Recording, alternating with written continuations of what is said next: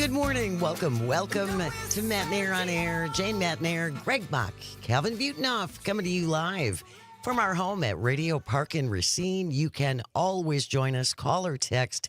The number is the same at 855-752-4842. Leave a comment if you're watching on the live stream on Facebook, YouTube, and what used to be Twitter. We have a busy Monday coming up for you. At 9:30, Charles Franklin from Marquette University Law School will be joining us to talk about their most recent poll. Numbers are not good for the Trump administration. It's kind of interesting. So we'll talk polls, what that is an indicator of. We still have a long way to go before the elections. We do. I mean, we've got, we've got a little less than a year for state and national elections. And one of the things I do want to ask Charles when he's on the show is just, while the work they do is important, absolutely. I mean, it is nationwide recognized as one of the top polls. Right. But also, what do we take into account besides the polls, too? It's, we have to, we look at the data, but then it's also about getting out there and doing the work, whether it's attending rallies, whether it's knocking on doors, whether it's running for office. That's all part of a process, and just, getting his idea on what people do with that information once they have it. It's very cool, because I kind of feel weird having him here, because every time Dan's always our guy when it comes to this poll. Right. And I mean, Charles here is like, oh no, is Dan going to be upset? We're talking to the source. Dan will be here on Friday. Yeah. In hour number 2, we're going to talk again about crypto. We did this last week. I thought it was really, really interesting. Talk to a crypto expert. Today, we're going to talk to Mika Dueya. Dueya. Mika Dueya is the head of civilian investigations and a founding member of Zero Shadow, which is a leading crypto incident response firm. So this company basically deals with companies to prevent nefarious things from happening when you're dealing with crypto. And I think also to put a highlight on, there are crypto groups out there that are just trying to exist in the world of this is what we like, this is what we believe. We're not trying to take all your money. We're not trying to scam you. Also putting a light on those who are doing, quote, the good work in crypto and not doing what a lot of people are, which seems like a scam. Yeah, and we're going to talk about some of the crypto scams as well. A lot of seniors have been targeted by these. Oh, man. So we're going to talk about crypto in hour number 2 at the top of the hour. For the last half an hour for Audio Sorbet today, we're just going to do a weekend recap. Yeah. We were gone for a few days. We were off on Friday, and then, of course, the snow came in, and we had Thanksgiving and all of those things. So how did you spend your weekend? How long did it take you to shovel? We went out twice. Well, we went out 4 times. Yeah, I did. To keep up with all of it. And I just want to say thank you to everyone who listened, texted, called in on our Thursday live show on Thanksgiving. It was so much fun. It really was. It was a ball. It was really good time. We should do this next year. Oh, no, we can't, Jane, because this is your last 2 weeks on the radio. Final countdown. The final. We will end the show as we always do with This Shouldn't Be a Thing. Today, look at that Escargot edition. You're such a dork. Do you know how long I've been waiting to say that? You could have said it any time. You had a microphone in front of your face for decades, and now you're like, I finally have permission. A reason. There's finally a reason. Look at that Escargot edition of This Shouldn't Be a Thing around 10:53. And people should get their Civic Media apps ready, too. Yes, you should. Yeah. Today is the first day of our Text to Win Grown-Up Gift List contest. So here's what you want to do. Grab your phone. Open up the Civic Media app. It's free if you don't have it. You need it. Here's the word you want to text in right now, and you have until 10 o'clock. 10 o'clock. So you only have an hour. Here is this hour's word. It is... What is it? December. Pada! December. You can double check it on your calendar. Text in the word December. Spelling counts. And up for grabs, we have $200 in cash. And then everyone is in the running for three grand prizes. One is a brand new snowblower. If this weekend was any indication, that's going to be handy. Yeah. Stainless steel cookware set or a portable air conditioner, which we'll need come summer. So these are some great prizes. Yes. Our text to win grown-up gift list contest. The word this hour is December. December. Text in the word December by 10 o'clock. And you will be in the running for all of those fabulous, fabulous prizes. Must be on the app, not call in, not regular text in. Yeah, don't email it up. Don't email it in. That was a weird one. That's not going to help you. Yeah. So December, and good luck. And you have many more chances to enter throughout the day. Every time we do one of the every few hours, there'll be a new keyword. There'll be 2 on Tom Hartman. Yep. Then during John and Gordy, and then during Pete Schwaba. Yep. You will have chances to win, to enter, to win, and good luck. We're back in text to win contest time. That's right. You can enter just like Rosemary and Aliva. Always new places. Look it up. Jeff in Cleghorn. Ooh. Teresa in Madison. Michael in Pleasant Prairie. Oh, they're coming in. Kimberly in Wauwatosa. Carmela in Milwaukee. Kevin in Omro. Kurt in Eau Claire, and so many, many more. Text in the word December, December. December is this hour's word for our adult gift list. There it is. Grown-up gift list. There's a difference there. Over 18 gift list things for you. Text in the word December. You have until 10 o'clock, only via the Civic Media app. Yes. Okay. Wanted to start off with this after we just came back from what is, I believe, the busiest travel weekend of the year, Thanksgiving weekend. Do you have a real ID yet? I do. Do you, Jane? I do. All right. And how you can tell is if you pull out your driver's license, there's a little star in the right-hand corner. Yep. That tells you you have a real ID. If you travel domestically, you want to have this.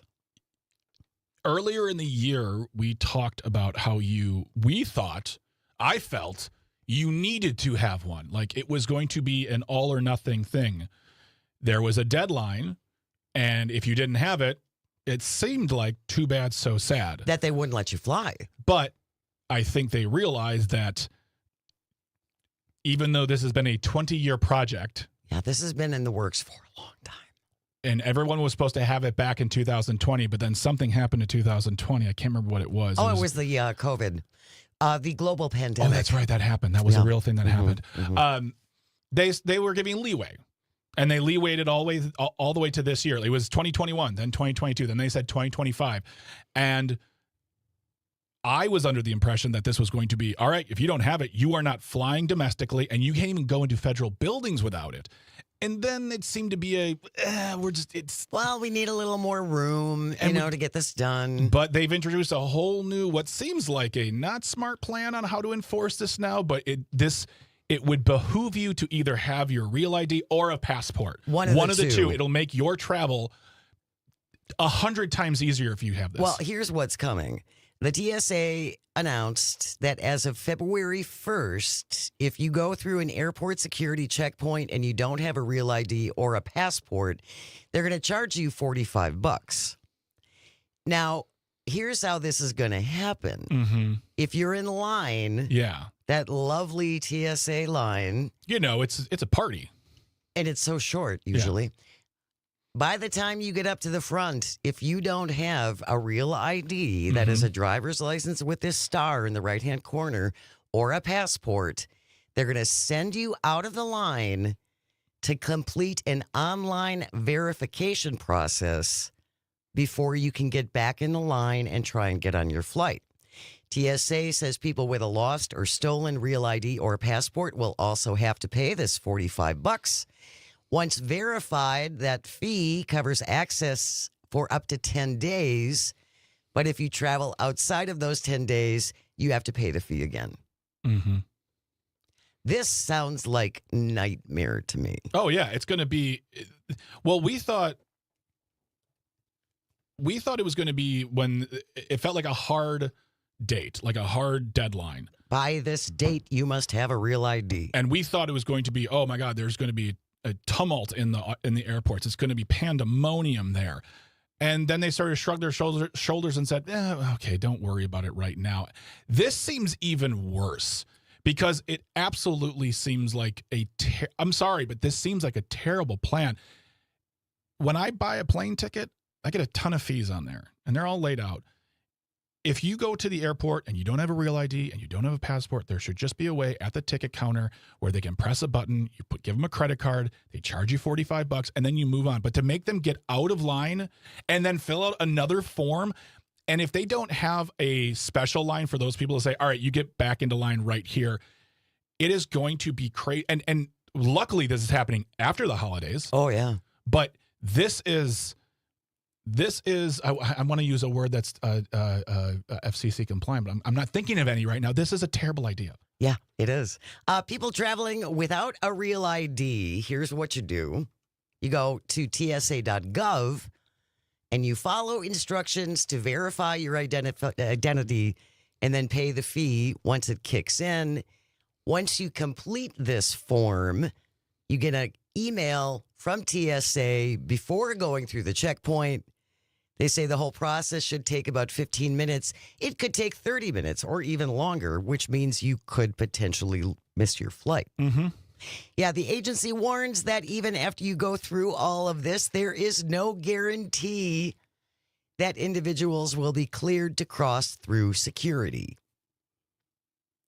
Spokesperson said, we still need to go through the process to make sure that we can verify who you are. And for whatever reason, if we can't do that, you can't go through the process.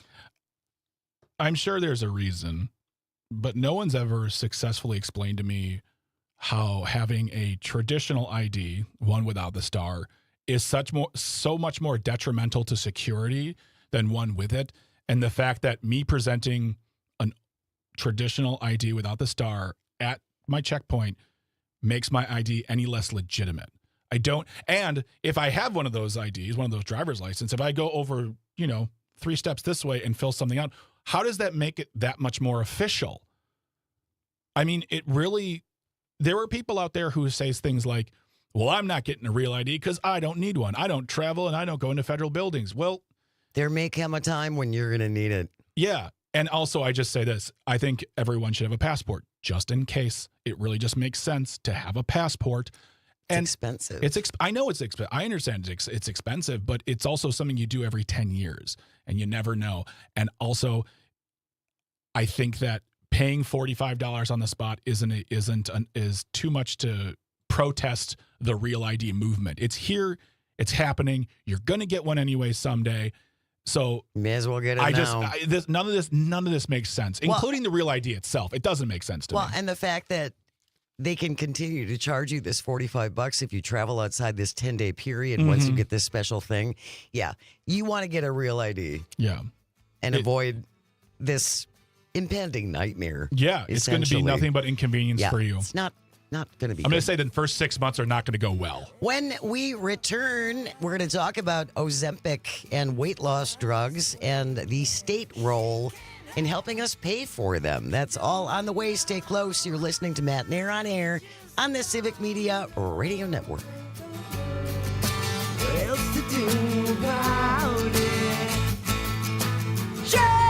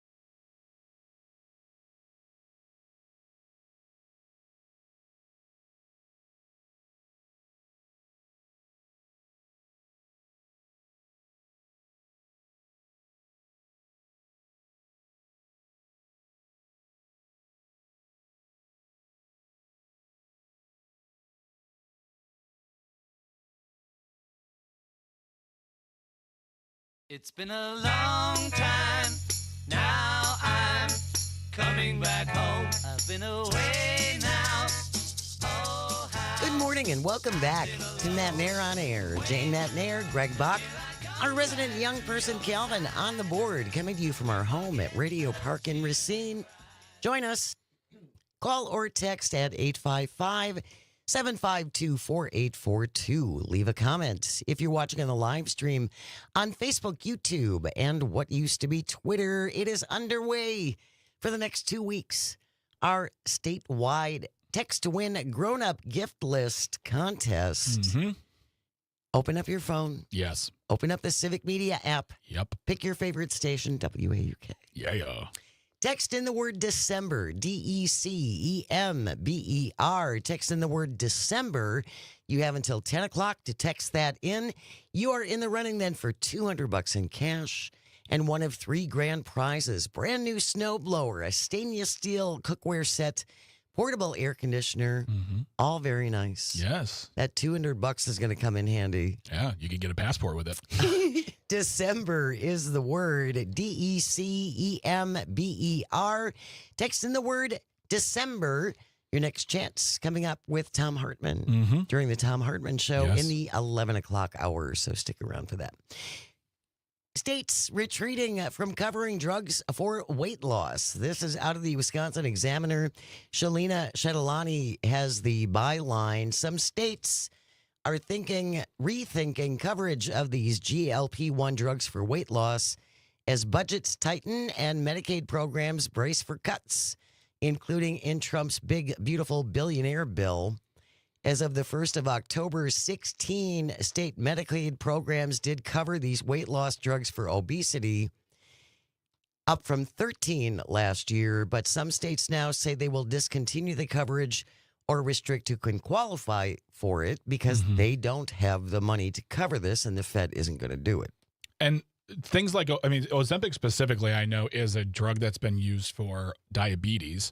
And I have heard, and I believe one of our live stream listeners even commented a few weeks ago saying because of the high demand of it, they can't get it for their diabetes. Right. And they're not trying to lose weight. They're trying to treat an illness that they have that won't go away. And I'm not saying you shouldn't use Ozempic to lose weight, but it feels like in the past, what I would say like 12 to 18 months, everyone can get it. Like it used to be like when Ozempic came out for weight loss, it was very specific because it was also not really well covered by insurance, therefore very, very expensive. And then Donald Trump came through and said, we're going to make it cheap. And then even with the cheapness, it'll make it more available, which means states will still have to cover, but people with diabetes might not be able to get it. Well, and that can kill them. Yes. Not having your insulin when you're a diabetic can kill you. Many doctors and patient advocates say these weight loss drugs do save money in the long run by reducing obesity-related diseases like heart disease and diabetes. A lot of states, though, have concluded they just can't afford it. Yeah. North Carolina Medicaid ended its coverage last month because of shortfalls in state money. California, New Hampshire, South Carolina ending coverage on the 1st of the year. Next year, Michigan Medicaid will limit coverage to those who are morbidly obese. Pennsylvania, Rhode Island, and Wisconsin also considering new restrictions. Yeah. And also, just as a really quick thing, Ozempic is not insulin. It's a drug that people use on top of their insulin and their regular usage. So that's just someone made a comment before, and I want to clarify that.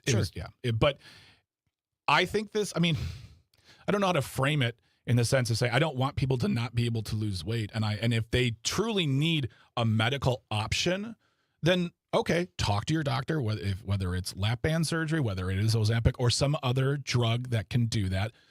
But having a plan, I also just know people who take Ozempic or something like it who just use that. They use the drug. Right. They don't exercise. They haven't really changed their eating too much. Of course, it's an appetite suppressant, so they eat less. Right. But if you're going to enter into such an expensive process, it's good to have a plan. It's good to have a weight loss journey plan if that's what you truly want to do. And Ozempic should be available for people who truly need it. On top of that list, people with diabetes.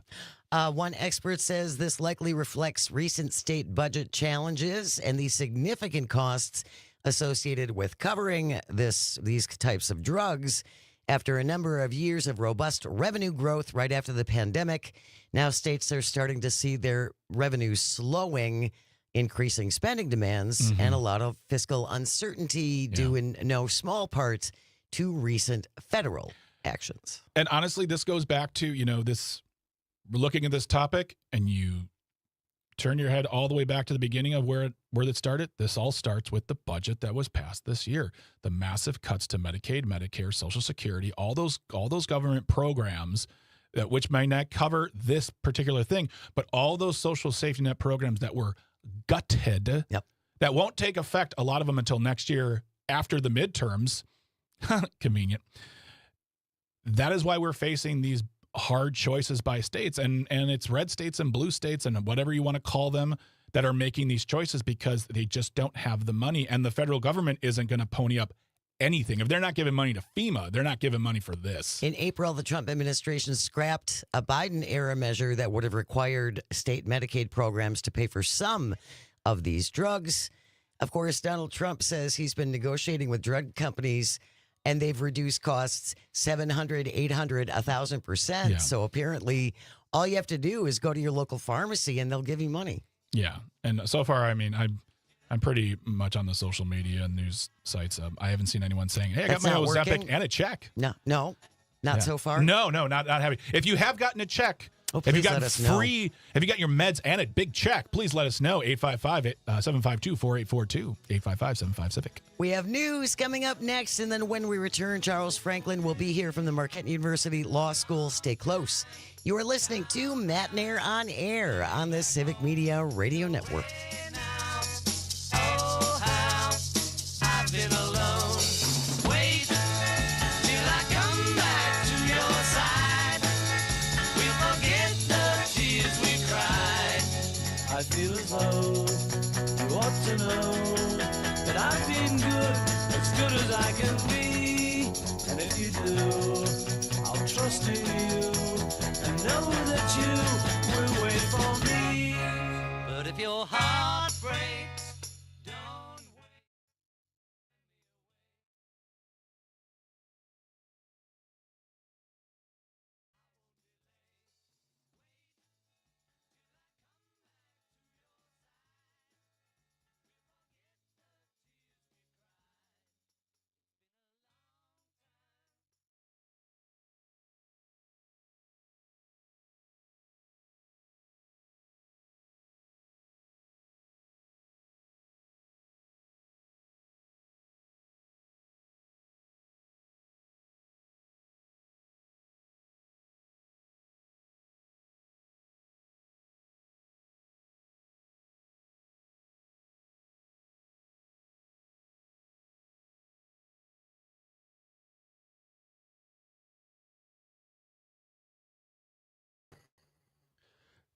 Good morning, Charles. Can you hear me all right?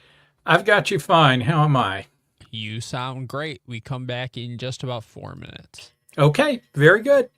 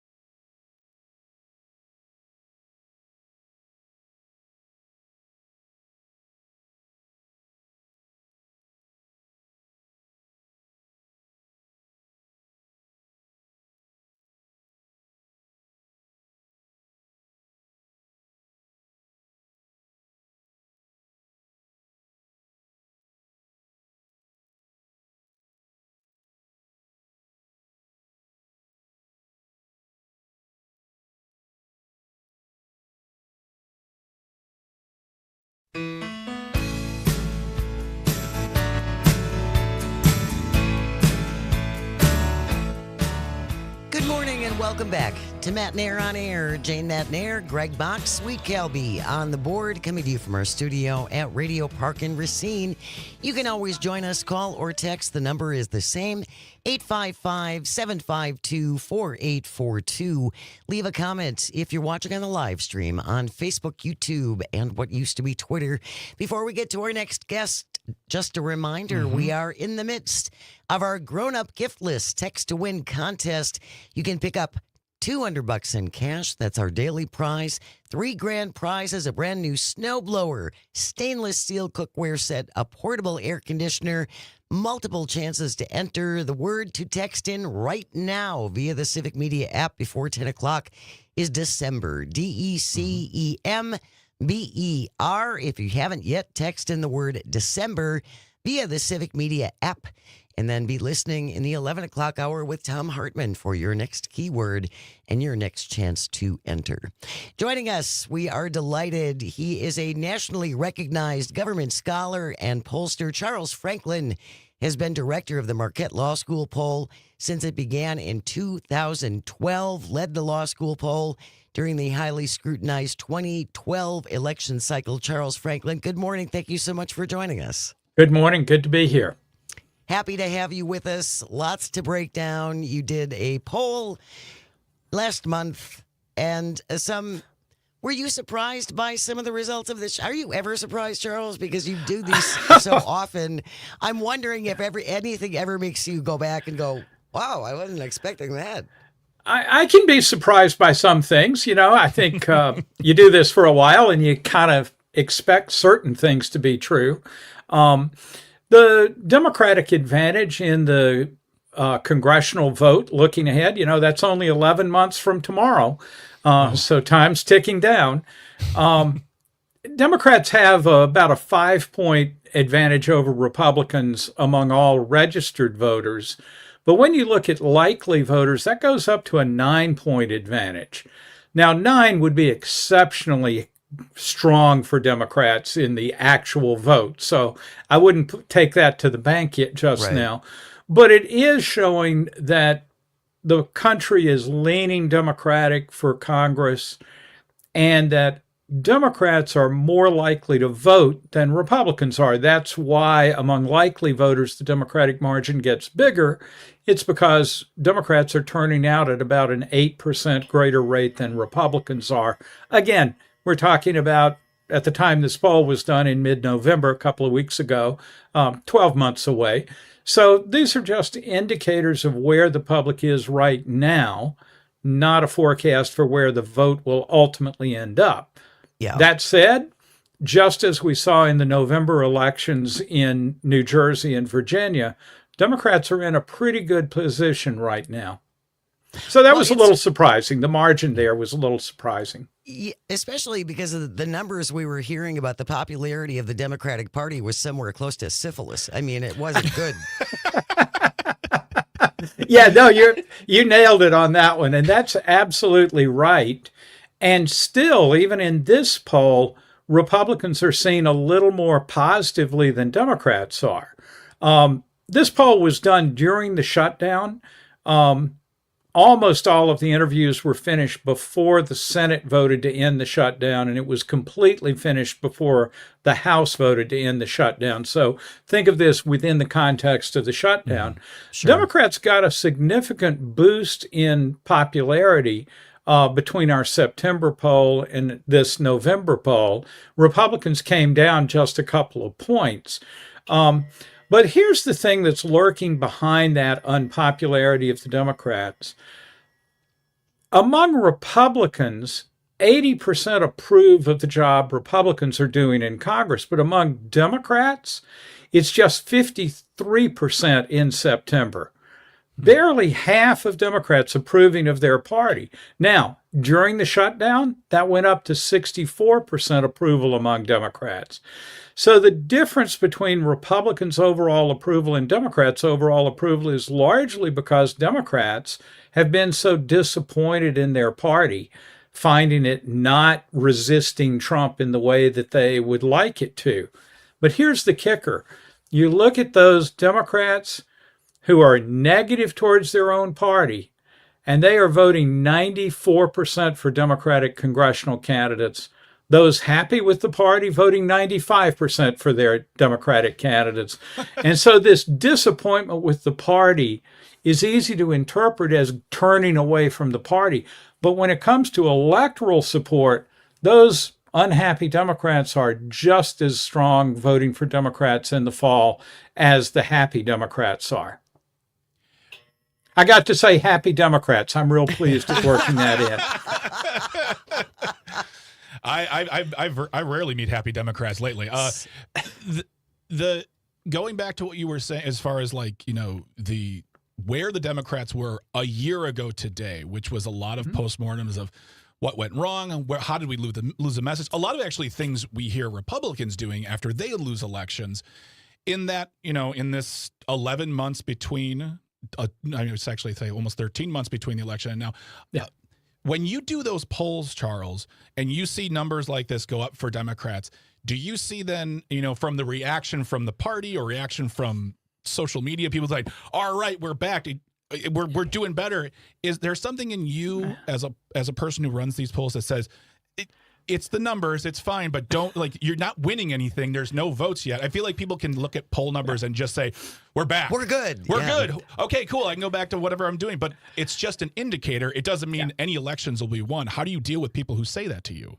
Yeah, well, I say, now hold off. Basically what you say. Look, this is true of both parties. When we hear good news for our party, we grasp onto that. And we ignore anything that's good for the other party or bad for our party. Democrats have been all year long, as you say, very frustrated that they lost the presidential election, very frustrated at the things that Trump has done and that Democrats have failed to prevent. And so when you have a piece of good news like this on the congressional vote, for example, Democrats jump on that and say, just as you said, we're back. We're in great shape. And I think, you know, as an analyst of this stuff, I think that's counterproductive for the party's health. What you want is a kind of sober, cold-eyed view of things. And that sober view is things are better for the Democrats now than they have been for a while. But I sure wouldn't get carried away. And I see that on social media all the time, that if I report these results and they look pretty good for the party, Democrats will just jump on that and say, oh, thank you so much for this good news. And I'm going, I'm sorry, I'm not delivering good news. I'm giving you the data that we have. Yeah. And that's not a bad bit of news, but try not to get carried away with it. And most important, if you want your party to win, go out and win some elections. Well, it is a snapshot. A poll is a snapshot in time of that specific moment. I mean, in 2 months, depending upon what happens, if all of a sudden economically things really start turning around in 2 months, you could have massively different results. If you're just joining us, Charles Franklin is here from the Marquette University Law School, and we're talking about the law school poll, one of the most highly respected in the country. They had a new poll that came out last month that we wanted to kick around. Something that jumped out at me here, Charles, is that most people have negative views of both parties. We just don't like anybody. Yep. That's really true. We like our party pretty well, but we really despise the other party. The other guys. And that's totally symmetrical. I'll tell you an example. We asked who's responsible for the shutdown. And remember, we're in the shutdown at the time we're doing this poll. And, it's about evenly split across the whole country. 33% blame the Democrats, 36% the Republicans, 31% say both. But among Republicans, 67% blame the Democrats, just 7% say their own party did anything wrong. Among Democrats, 72% blame the Republicans, just 5% think their party did wrong. But among the all-sane independents, 75% blame both parties. And I think what you're seeing there is the divide, more or less even divide on who's responsible. But when you have a dog in this fight, you're rooting hard for that dog and blaming the other party. The independents are a little bit more distant, and they're really unhappy with both parties. One of the things in this poll that it seems most of us agree upon are extending the tax credits for health insurance, these ACA subsidies. 70% want to see those continue. That's that's a massive reversal from what the Trump administration is saying. It is, and this is going to be a big problem for Republicans as they try to figure out what they're going to do about these credits. Among Republicans, it's the reverse. 30% want them extended, 70% want them to expire. But 68% of independents and, oops, I'm sorry, I said that wrong. I'm blanking. Okay. Big majorities, let's call it that. Big majorities of independents and even bigger majorities of Democrats want them extended. But with Republicans, on balance, they would like to see them expire. This is a challenge within the GOP if you've got the president who's not behind extending them, or maybe he is. His position seems to change on that. But you also have a base of the party that is more willing to let them expire. You're on a big risk in the fall when all those Democrats, but especially the independents, are upset about this. So, this along with inflation and the economy are things that are real warning signs for Republicans right now. And they're the things that voters say are most important to them. And as we are coming up on that moment when you're getting your bill for your health insurance, this issue is likely to really hit home this month. Well, and what concerns me, Charles, is that I have a feeling that among those Republicans who want to see the subsidies end are people who are on the Affordable Care Act, but they want to see the Obamacare subsidies go away. There is a difference there. You don't want to exaggerate this. This tax credit expiration is expected to hit about 20 million people. That's not a small number, No. but we're not talking about everybody. If your income is especially low, your tax credits probably won't change. It's the folks that make moderate to medium high incomes who have been really protected by the tax credits, and it's those folks that are going to be hit especially hard.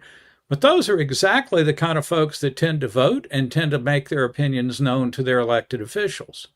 We're going to continue our conversation with Charles Franklin from the Marquette University Law School, and we're talking about the poll. Poll was done in November, kicking around some of those results. Stay with us. You are listening to Matenaer On Air, coming to you across the Civic Media Radio Network. We will be right back.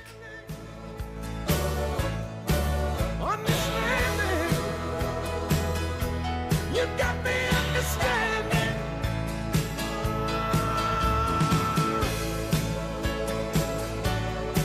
For the first time,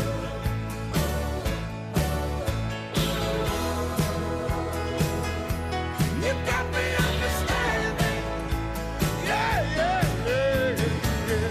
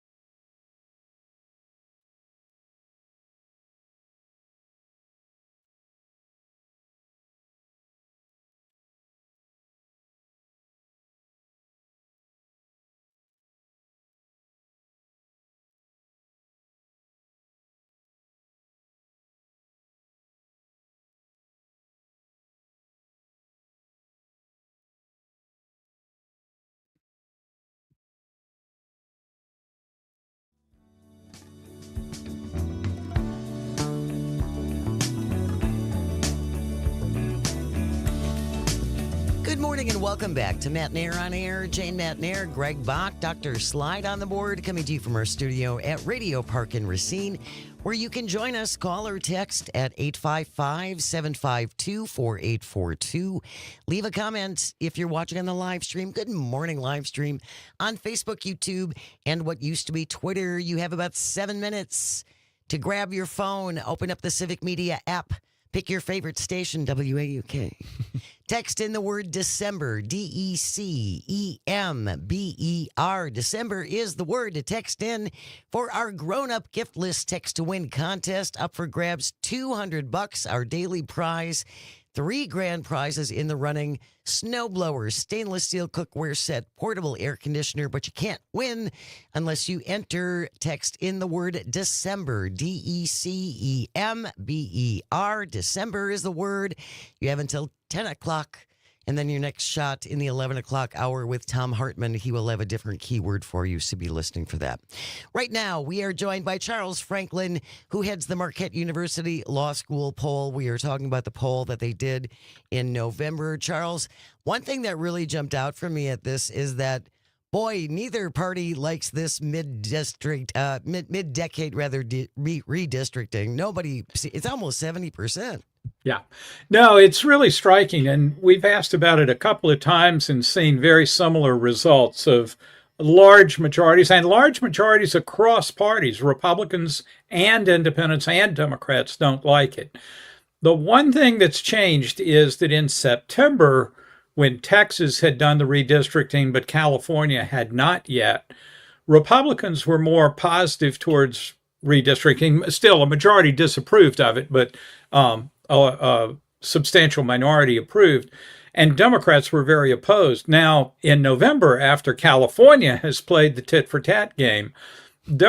are a little less disapproving of redistricting, and Democrats are a little more approving of redistricting, Republicans a little less approving. So it does again come back to that, whose ox is getting gored here. But I don't want to hide the main result, which is across parties, people don't like this idea of redrawing the lines in the middle of the decade. Well, and I do want to point out the difference between what happened in Texas and what happened in California is Texas just did this. Governor Abbott essentially just instituted this. In California, they put it to the voters. Right. There is a difference there. Yeah. And I think that's what's interesting about your poll, as well as many others, is when we see people coming together over various topics, for me, I want to shake these pieces of paper at our lawmakers and say, this is what we want, and this is what you're not doing. We have said yes to this. You're saying no to whatever. But we now live in a very poll-heavy society. Every news network loves to bring up polls. I mean, from wherever. And that's kind of the problem, is they kind of can come from wherever. And you were diligent in this. You are respected throughout the country. What do you say to people who are, if they want to get good polling information, where do they go? How do they do that? Who do they find people they can trust? It's awfully hard to do. I do it for a living, so it's sort of easy for me to say which ones are the ones I always look at, and which ones do I not pay so much attention to. I think in general, the polls that are done by major news media, whether it's the New York Times, the Washington Post, the Wall Street Journal, those all use very well-respected pollsters. The TV networks have good people doing their polling. That includes CNN's polls. And also, especially, I want to point out that Fox has an excellent polling team. A lot of Democrats think that's hard to believe, but the Fox pollsters are really first-rate. And if you look at similar questions across these different polls, you actually find they're telling you the same story. The percentages may differ a bit, but the qualitative story of whether we want redistricting or don't, or whether we, approve of this policy or that policy, those things line up remarkably well when you realize these polls are done by completely different organizations at different time schedules and so on. So as far as I'm concerned, I'm pretty happy with those. Now, that doesn't mean there aren't other good pollsters out there, but those are the ones that are most easy for voters, people, citizens, to find with a little bit of searching. Well, and it's just a good reminder too, Charles, that I mean anybody can say that they're a polling company. I started Bill and Ted's Excellent Polling Company, and we interviewed 10 people, and so but you do want to be careful. And your poll has been around for a long time. These publications that you mentioned, these pollsters have all been around for a long time with established histories. Be a little skeptical of some of the newer, again, Bill and Ted's Excellent Adventure poll results. I would not trust I wouldn't them. name your company that, Jane. It'd probably get sued. Oh, somebody would follow me. Are you kidding me? Someone would follow. Charles Franklin heads the Marquette University Law School poll. Thank you so very much for your time, Charles. Really, really appreciate it. Thank you. Have a great day. You You as as well. well. News is coming up next. Stay with us. You are listening to Matenaer On Air. We're coming to you across the vast, statewide, countrywide. You can pick us up around the world Text in December. on the Civic Media Radio Network. Yes, text in the word December, December. You have approximately 90 seconds. Good luck. You hurt my pride. I'm over my head. Oh, but it sure feels nice. I'm over my head. It sure feels nice. I'm over my head. But it sure feels nice. But it sure feels nice.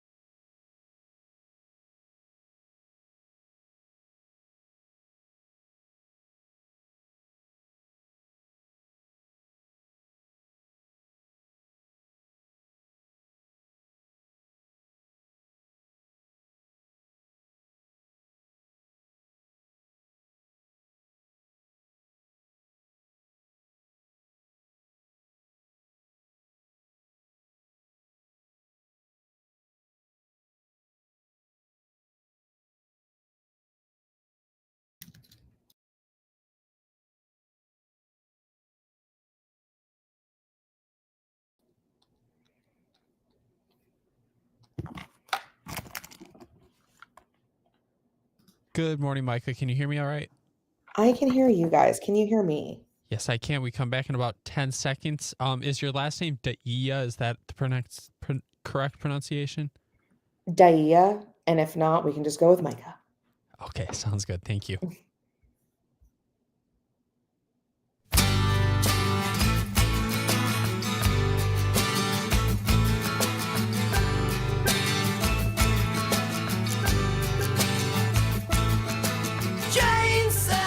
Good morning and welcome to Matenaer On Air. Jane Matenaer, Greg Bach, Calvin Butonoff, coming to you live from our home at Radio Park in Racine, where you can always join us.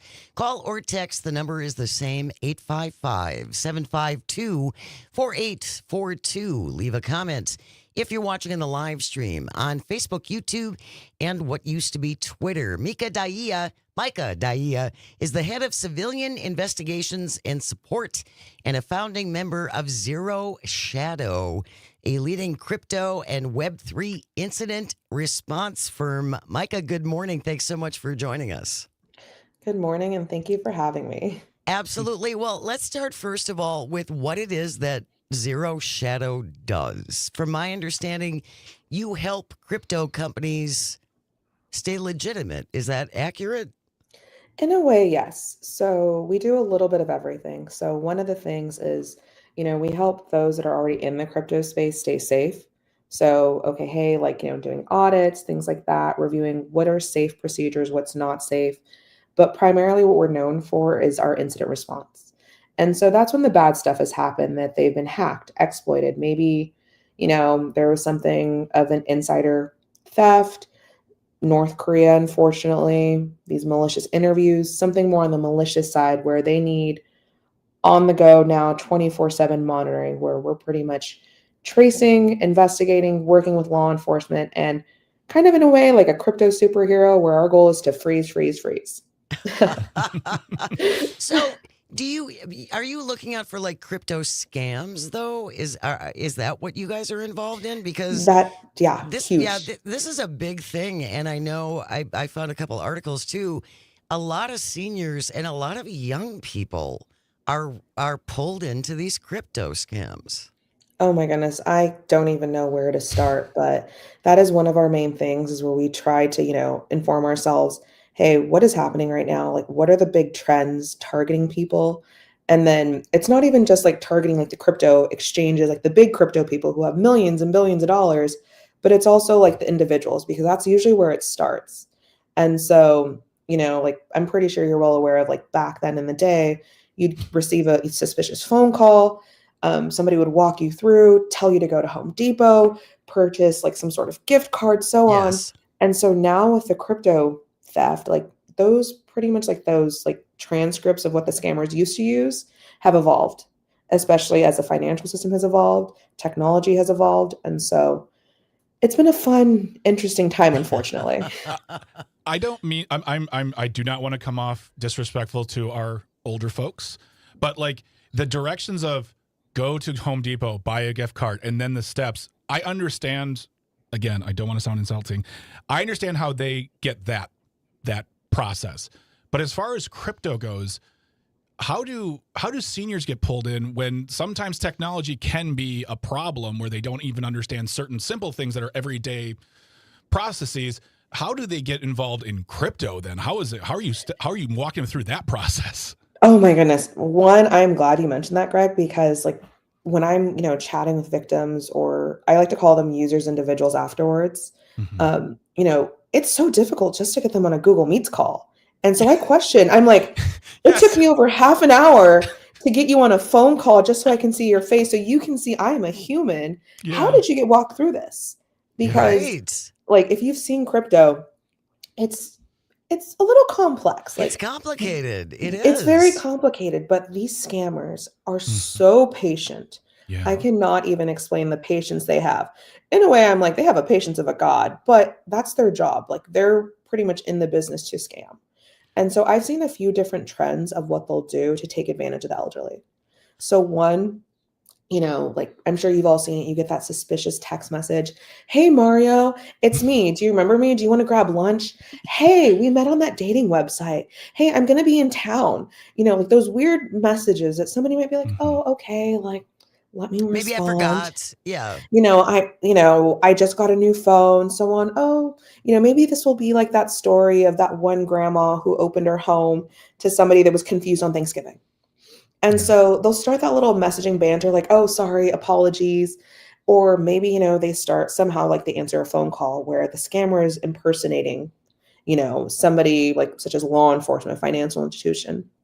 And what they'll do from there is, they'll gauge, okay, hey, this person is not literate when it comes to cryptocurrency. They don't really know anything.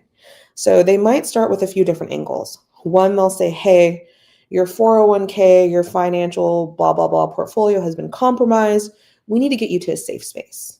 Or they can start with the narrative, hey, it starts on like some dating application where they're lonely, whatnot. And the scammer says, hey, I, I'm involved with my uncle's investment opportunity. Like we have like these really great promotions coming up soon. Are you interested? So they start with some sort of like hook to bring them in. Mm-hmm. And then depending on the patients, they either one might hop on like a WhatsApp call, or they might share a video link. They might share a link that gives them access to their device where they're able to screen share.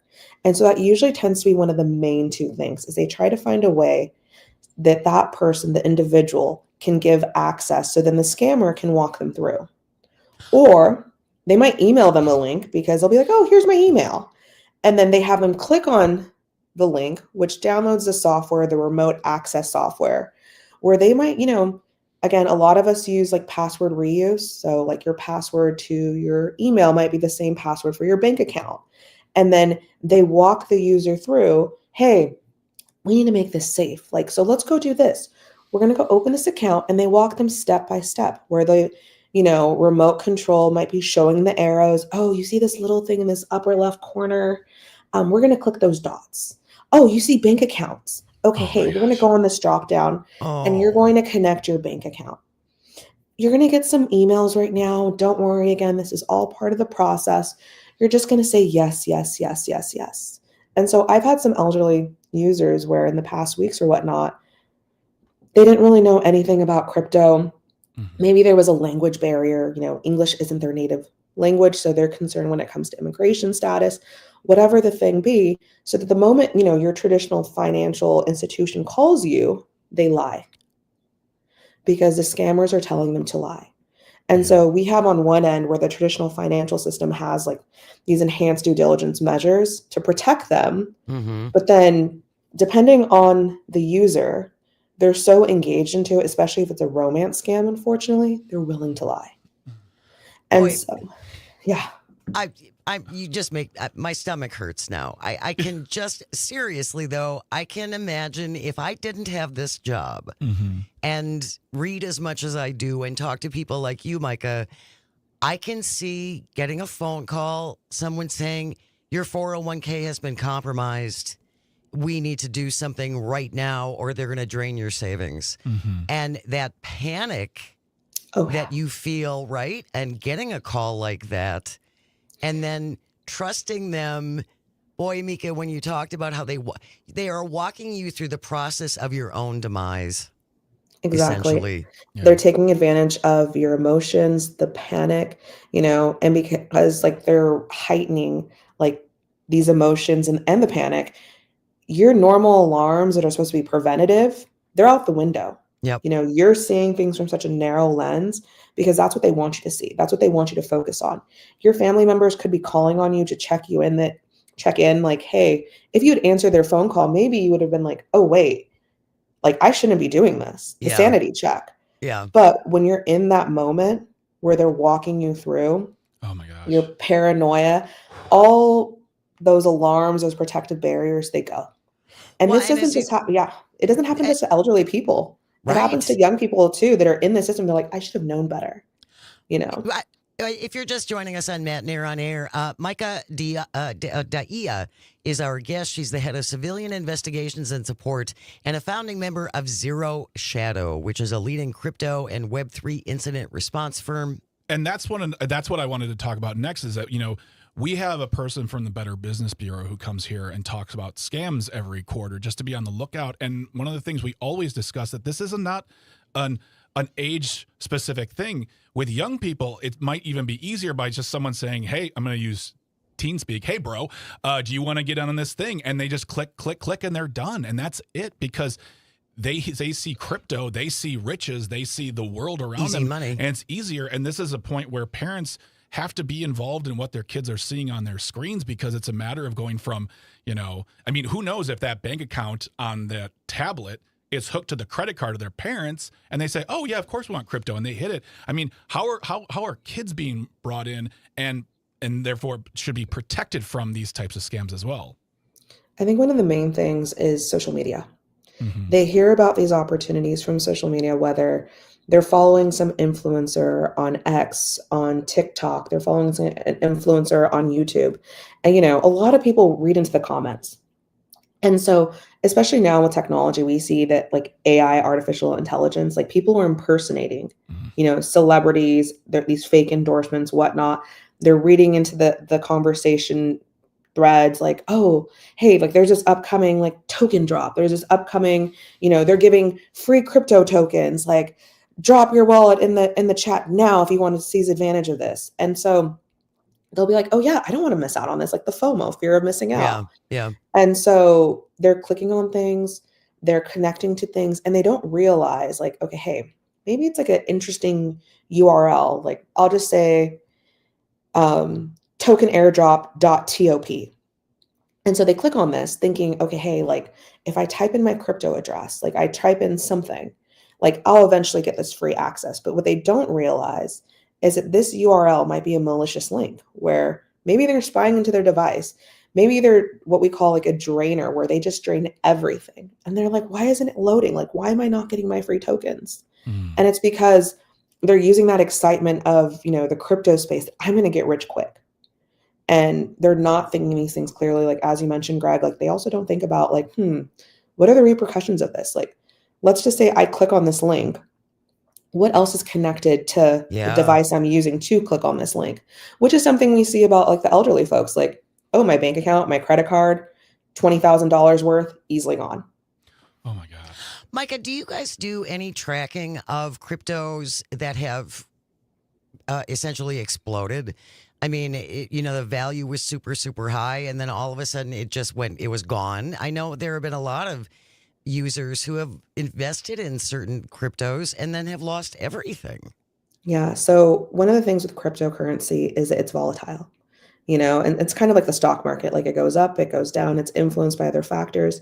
But another thing is what we call like these rug pulls, where there are these fake token projects that people want to get in on. But then the owners or the designers behind this project, it all had malicious intent to take people's money and run.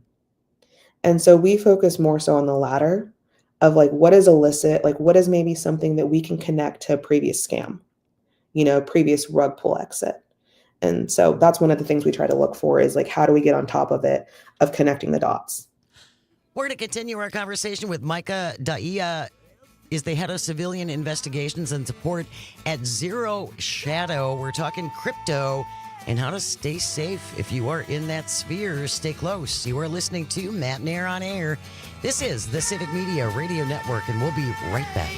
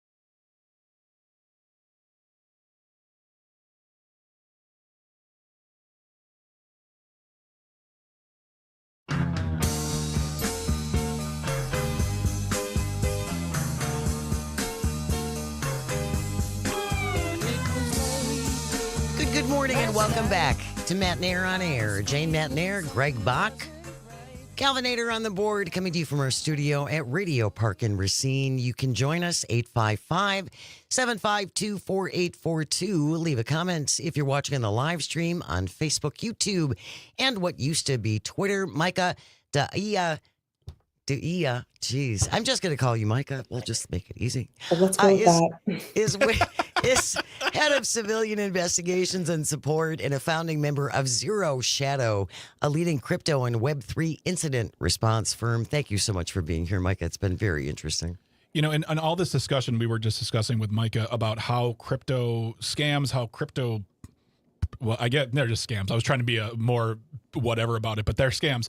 How they target many people. What are the steps folks can take, older and younger, to keep away from this? I mean, not just like, don't click on this, but when you, as you said, when you get a phone call, that fear can be engaged. What can people do in the moment to prepare themselves where if they get that call, they can say, all right, they can hang up, do whatever.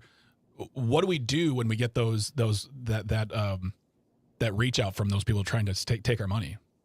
So some of the things I've told some people is, one, question everything. You know, like think about it like when you were a little kid and you would want to ask your parents for some pocket change and they would ask you why. Like, what is this for? And so, hey, that's just one of the things I think of. Like, you know, when it comes to like our own family relationships, that we have struggles where if my brother were to ask me for $100, I'd be like, what do you need $100 for? But then oftentimes when it comes to the individuals with the scammers, they don't even blink an eye. We just accept it, right? Right. You give them $10,000, $100,000. And so I say with step one, a lot of these often call, especially when it comes to the elderly folks, is you get a weird number. You know, it might be sometimes that they do the same area code that where you live, or maybe it's one of those numbers that starts with an 8. And so you're like, okay, maybe this is like associated with a bank, like 888, 818, 808. My thing is, if you don't know that phone number, it is not saved in your phone, reject it. If it is important, they will leave a voicemail. Yep. And oftentimes they don't leave voicemails, you know, it's just, that's it. And then if you're curious, maybe like, let's say the next day, you can try and call that phone number and you're going to, most likely what's going to happen is it's disconnected. After one day. Oh, within one day. And that is because either one, those phone numbers they're using are one-time use where they do, you know, they're not even in the US. Oftentimes they're in India, somewhere in Asia, or maybe they're just like some really poop head of like high schoolers, young adults in the US that just, you know, they have nothing better to do. So they're like, hey, let's see who we can scam, like take advantage of these people. And so again, don't answer a phone call that you do not know. PJ in the live stream says the same thing. Don't answer phone numbers that you don't recognize. The same goes for emails. Exactly. Yeah. And then let's say they do leave a voicemail. Well, I guess the next thing would be is try and see if you can Google or research that phone number, right? If they say, hey, we're with your bank, you know, hey, we're with this X financial institution, you know, your portfolio, whatnot.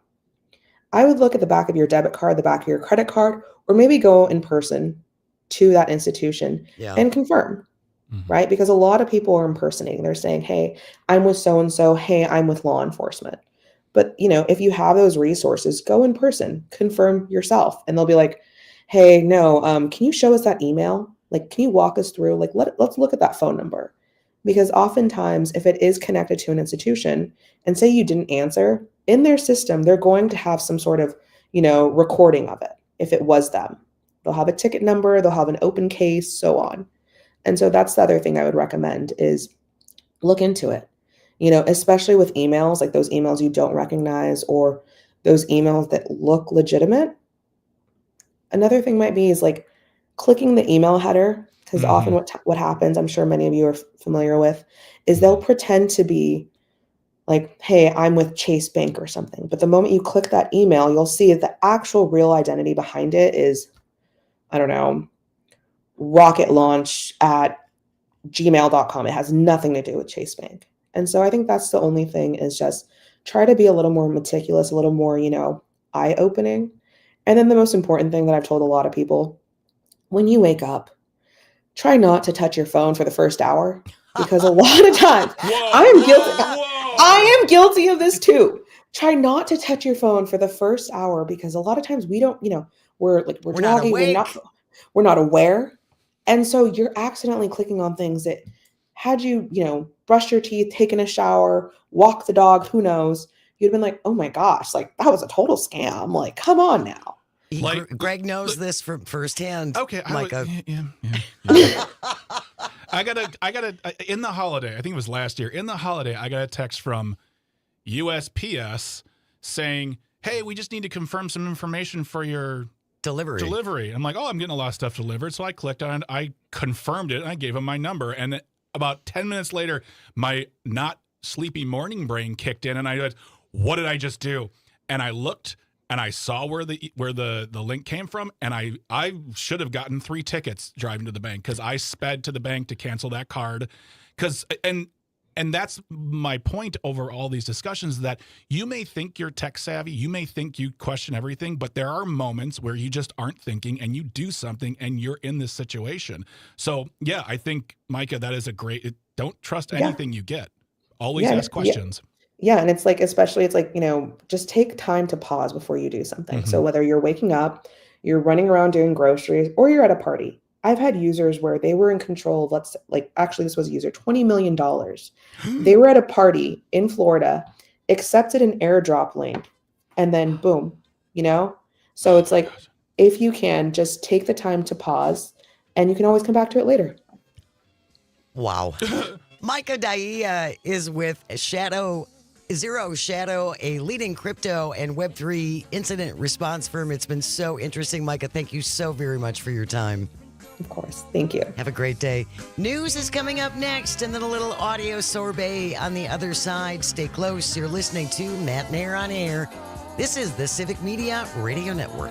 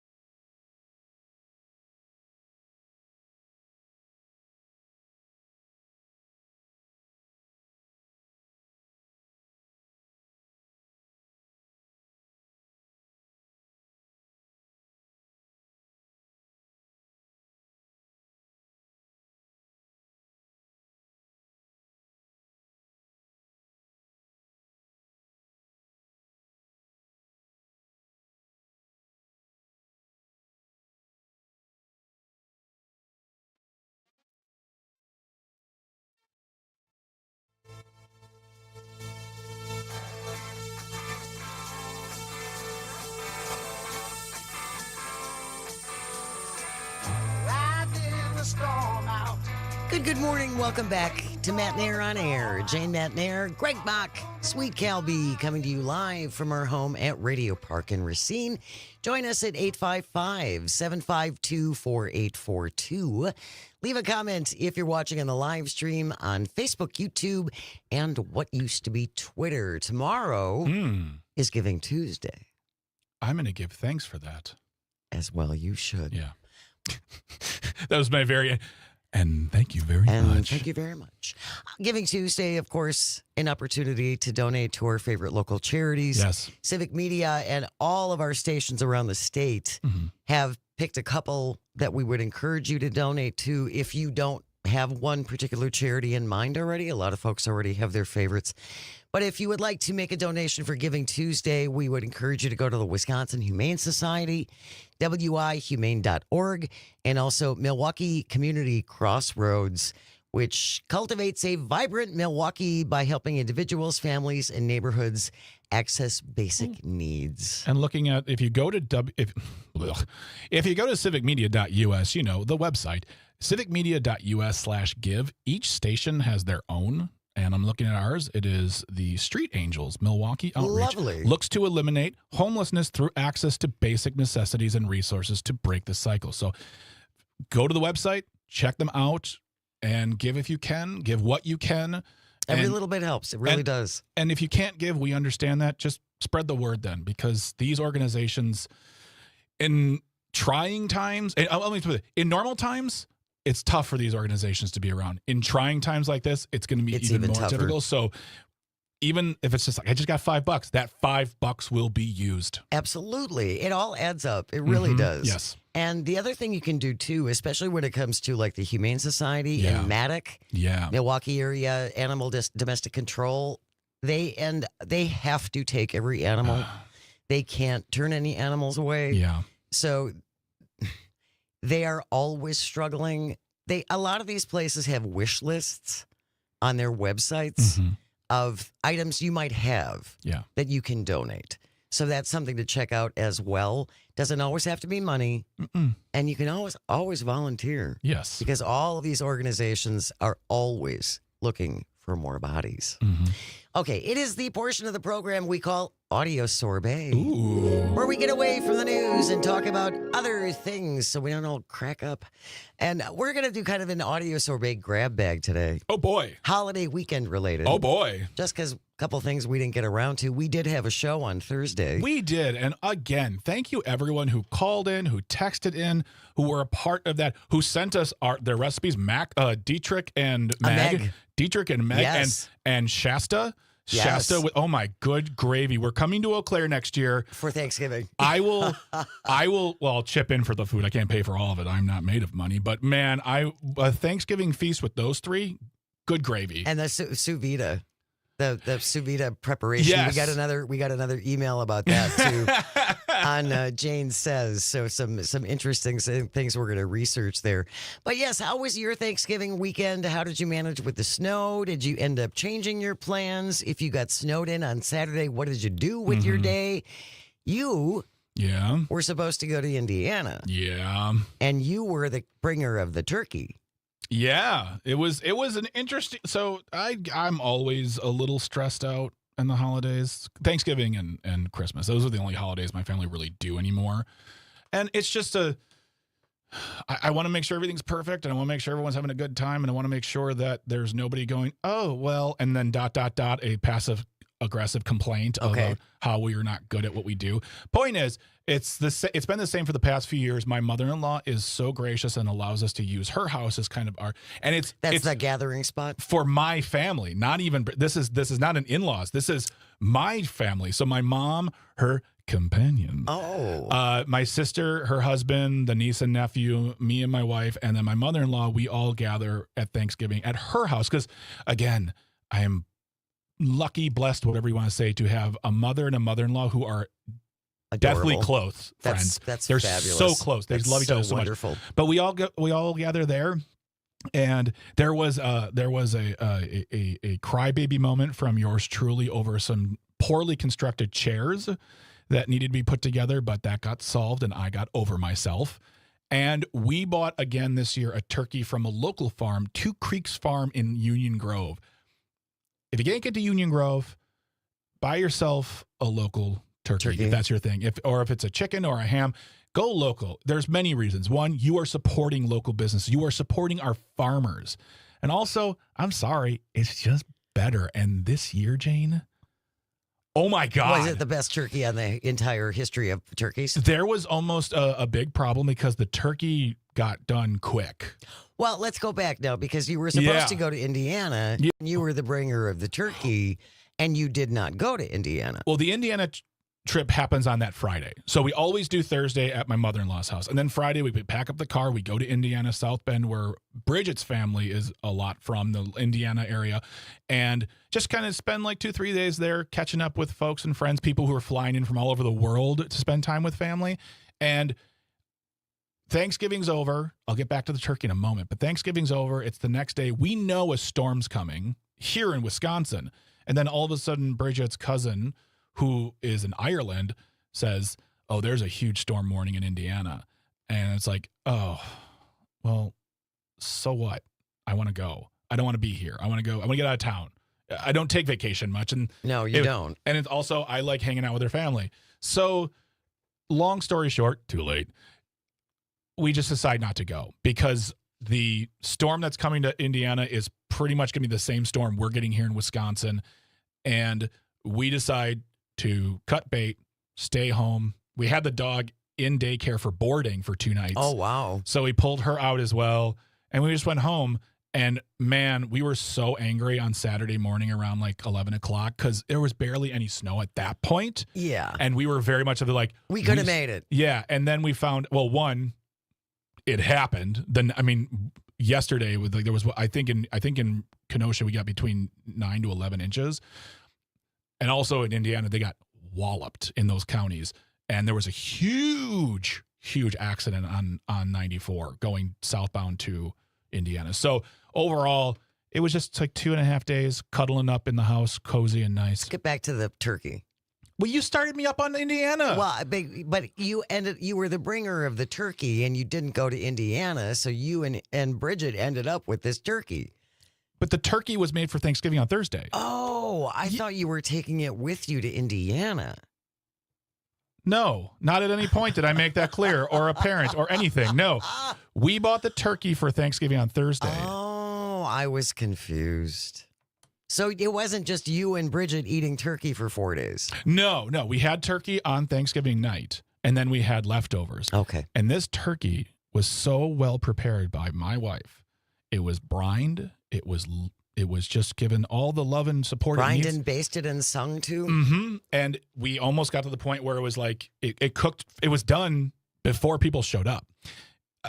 Fresh turkeys, I guess, cook faster. And Interesting. Yeah, I don't know. And I'm sure that people on the live stream going, yeah, of course they do. But point is, we got the turkey done. We just told everyone, hey, we're going to be eating a lot sooner than we expected. And no one cared. They're fine with that. I mean, nowadays, Thanksgiving takes place at 1 p.m. sometimes. But it was the best turkey I've ever had in my life, Jane. I'm still thinking about it. It was the juiciest. Really? I mean, we've all had dry turkey, and that's the big fear. No amount of gravy is going to save this rock of a bird. And I enjoyed not only just great turkey on the day, the leftovers were just as good. And just as moist. Yes! I'm fine with that word. Boy, Bridget did something special to that bird then. She's a little annoyed with me bringing up how good it was. And I'm just trying to heap praise upon her. I'm like, that turkey, I'm still thinking about it.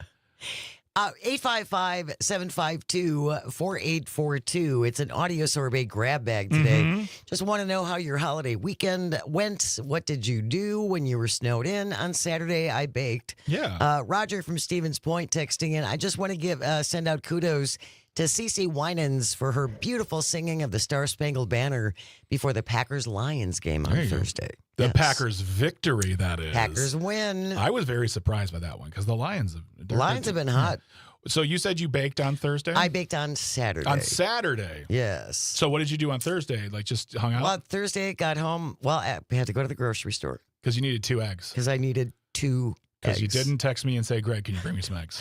Went to the grocery store, went home. I made we're not big turkey eaters, Yeah. turkey fans, Yeah. and it was just the two of us. Yeah. So I made a quiche, Mm. mushroom, bacon, and Swiss. Oh, It was pretty tasty. that sounds amazing. And then Saturday, after I did hit the library in the morning, I love our local library, Which library is yours? Wauwatosa. Nice. Wauwatosa Public Library. It's fabulous. Hit the library, and then I thought, well, we're not going to be going anywhere today because it's going to be snowing all day. So I made cookies Nice. and bars. Oh. So I made some cocoa and pecan Cocoa and pecan. balls, I'll call them. And I added frosting, even though it didn't call for it because I didn't think they were sweet enough. Yeah. And then pecan cream cheese bars. Those turned out pretty. I'm sorry. Say that again. Pecan cream cheese bars. Oh, I love cream cheese They're frosting. pretty fabulous. Cream cheese frosting should be illegal in some states because it's so tasty. I think it should be on everything. Yes, exactly. That sounds awesome. And we were happy at the end. You know, like on Sunday, we're like, you know what? We missed the family, but we also probably missed.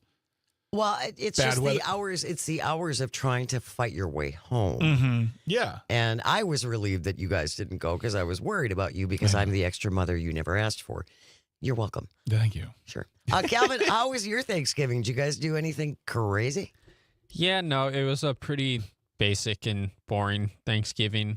Not boring, it was good. Our turkey turned out a little dry, but I will take responsibility for that. Did you Oh. cook the turkey? I didn't cook the turkey. I helped season it and I put it in the oven. Then my mom was in the hot tub with my sister. It doesn't sound, it's not as fancy as it sounds, but so I basted it around 3:45 and it probably needed to be pulled then, but it stayed in for another half hour, 45 minutes. It didn't ruin it. It was edible. It was just a little on the dry side. Okay. Did you only baste it once? No, they were basting it earlier. I was doing it the final base. The final I was- basting. And it probably should have been pulled then. But then my mom made a turkey pot pie yesterday for dinner with the leftovers.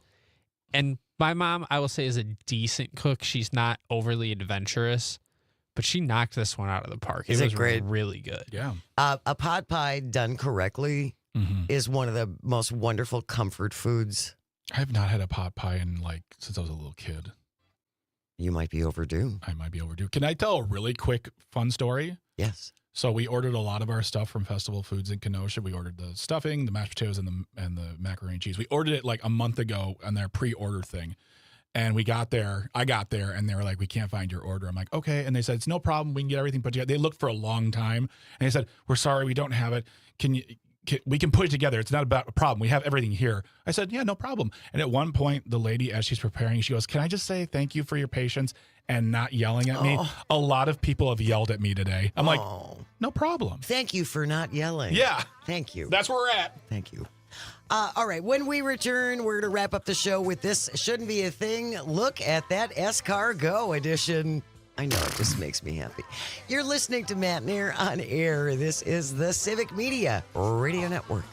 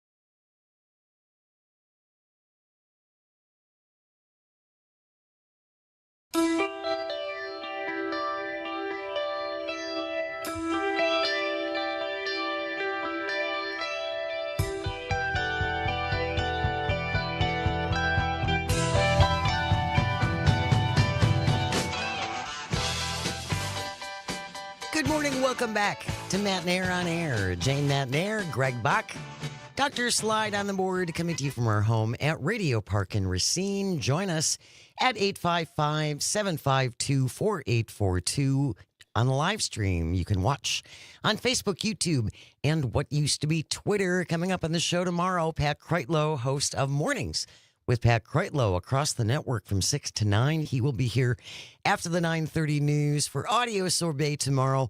We are going to be joined by Civic Media's, we call her the genie of just about everything. Terry Barr will be here for a little slice of Wisconsin. She does great stories. If you go to our website, civicmedia.us, and along with our fabulous news department, Terry Barr does a lot of articles and stuff that end up on our website that are really, really great.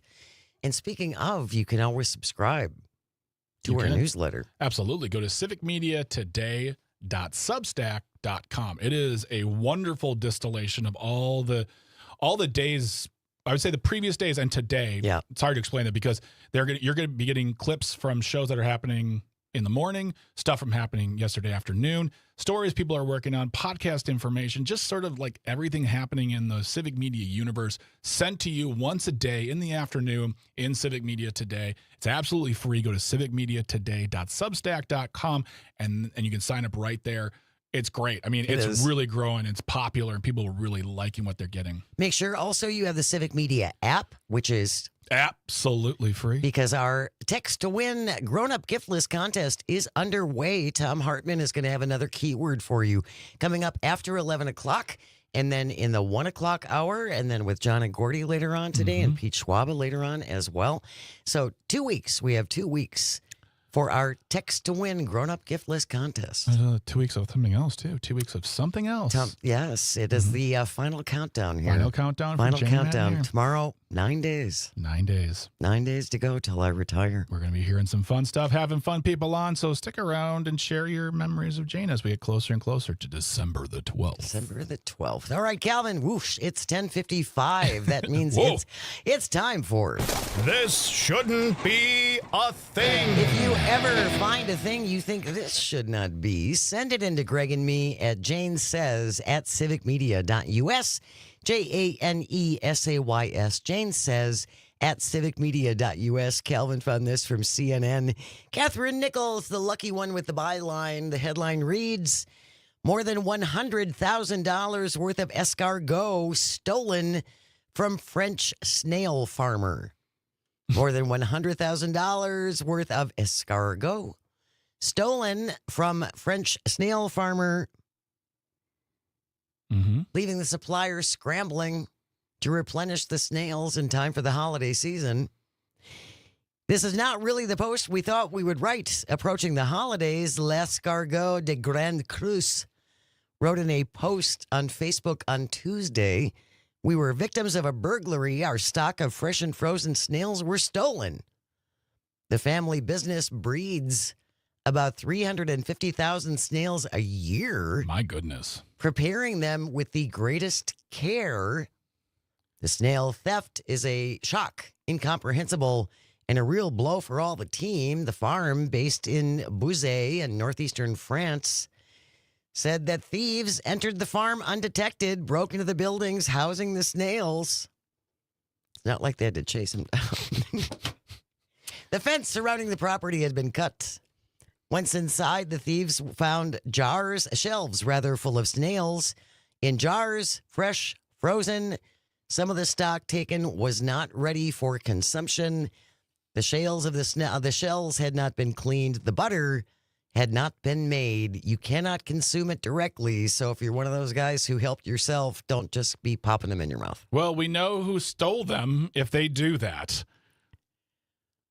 All of a sudden, people dropping dead from bad snails. From bad maybe snails. they're part of. Jane, give me a one-sentence overview of this story really quick. I just want to do something for you. Okay, do you tell what happened? What happened? Escargot supplier has his snail stolen. Sacre bleu! There we go. Okay. You've been waiting for that. I have been waiting for that. Other snail farmers, fortunately, have stepped in to help sell some of their stock at reduced prices. I've never had escargot. That wouldn't be my go-to. Your escargot too? That wouldn't be it either. Yeah. But hopefully they'll recover. I've never had escargot, and I've only had. I've had oysters once. Is there a difference between oysters and clams and mussels? Sorry. Very slight. I think they're very slight All- differences. all four- They're all mollusks. Clams, oysters, mussels, snails has never been on my top list to like try. And people I know, people who love it, they're like, you got to try. I'm like, actually, I don't. I don't. I do not have to. Like, here's the thing is, here's me not trying it. The world's still going. And as I always say, more for you. There you go. That wraps up today's episode of This shouldn't be a thing. Thank you, Craig and Calvin, and all of our engineers and everyone at Civic Media. Without you, nothing works. And thank you most of all for calling and texting and watching on the stream and for listening. It absolutely means the world. I hope you find some joy today and you have the chance to share it. Keep it right here. We have news coming up next on the Civic Media Radio Network. Have a great day. We will see you tomorrow. Go see